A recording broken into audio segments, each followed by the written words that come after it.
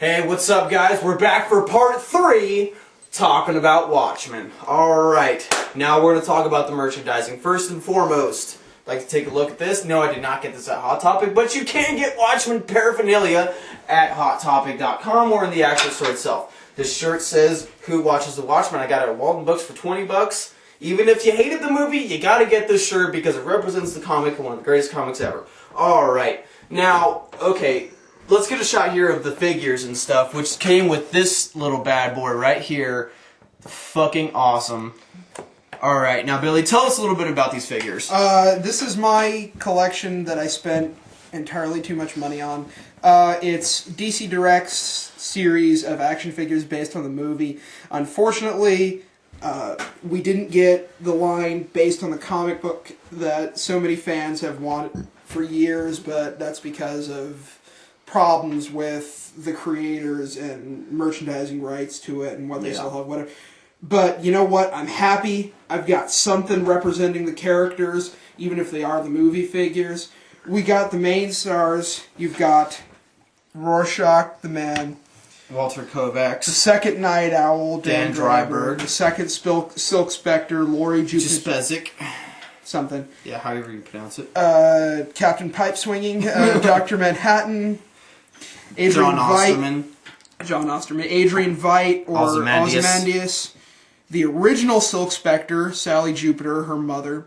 The original Night Owl, Hollis Mason, his predecessor, not his father though. And Edward Blake, the comedian.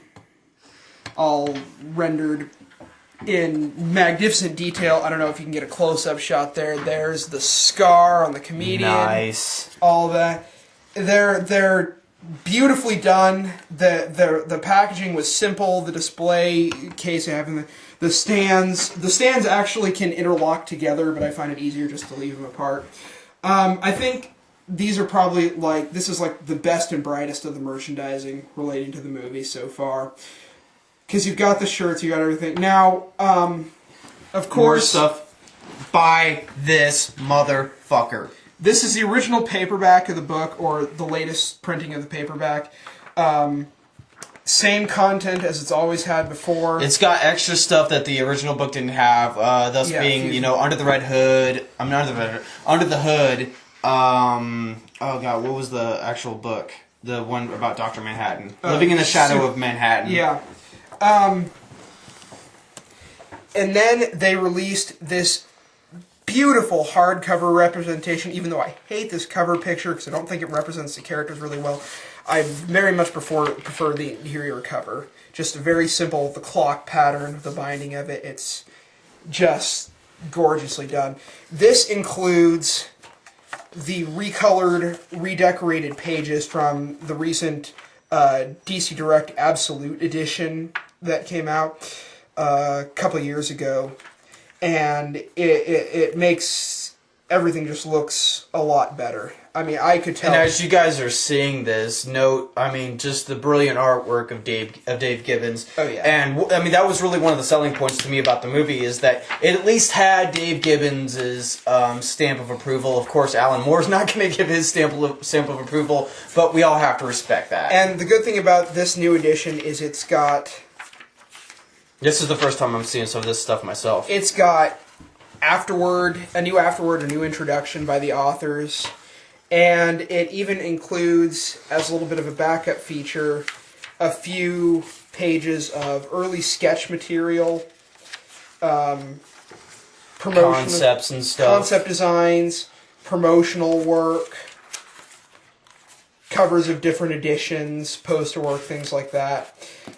It's not nearly as fantastic as the major Absolute Edition that came out, but it also won't set you back $100 too.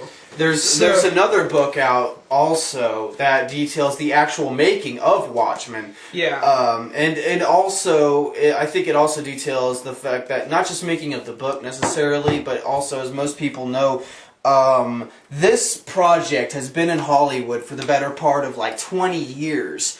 And, if people are bitching and complaining about the movie now, just think about this, guys, okay? The original script for Watchmen was by far worse. I mean, we're talking worse than Batman and Robin. Yeah, I mean, it's written by Sam Hamm, the same guy that wrote the '89 Batman. You can find it online. Just Google it. Give it a read. Seriously, you'll breathe a sigh of relief just thinking what could have been. And you'll be praying. You'll just praise Zack Snyder's cock. Okay, seriously. Yes. But that.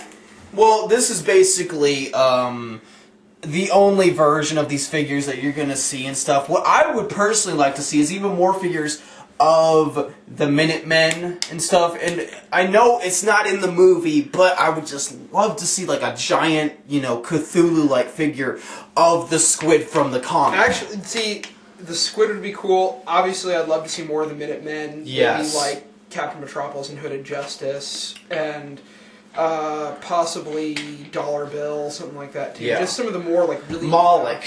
Moloch would be great too. Yeah, Mothman. Dude. But what I really want, something that people have wanted for years, like now we have all the figures. Give them Archie to ride in.